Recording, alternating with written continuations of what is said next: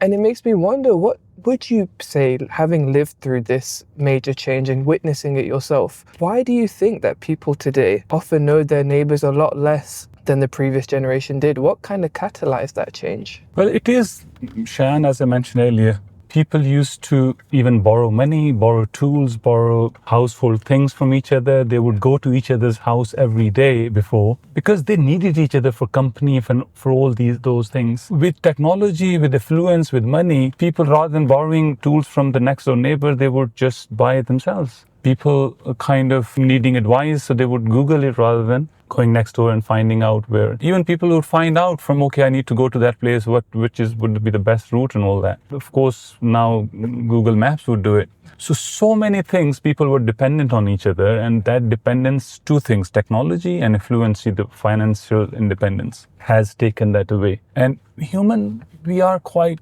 selfish creatures.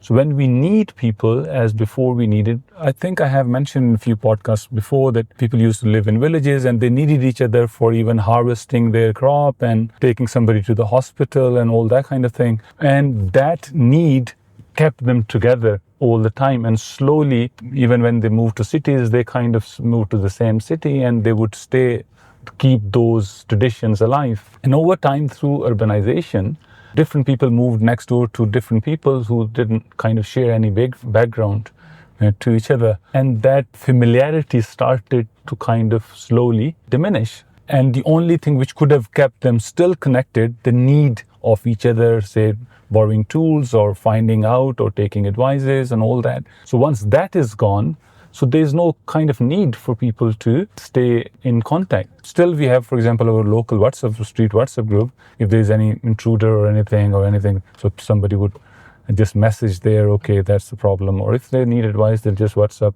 and somebody will give them advice if there is any. But that's how things have become. So it's still within kind of a social necessity now, basically, of we only interact if needed. Yes.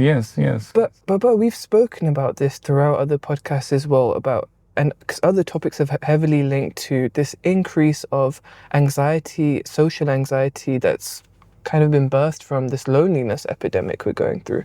So do you not feel like there'll be a point now where the newer generation should be reaching out to their neighbours and neighbourhoods to fulfill that social requirement? Well, of course, you can start off. One can, of course. I remember in my life, I was very proactive from very young age, and I would open up new areas, for example, where my parents are not as kind of connected, or my other cousins. So I would kind of make an effort to make contact with people, and I did live a very kind of more proactive social life.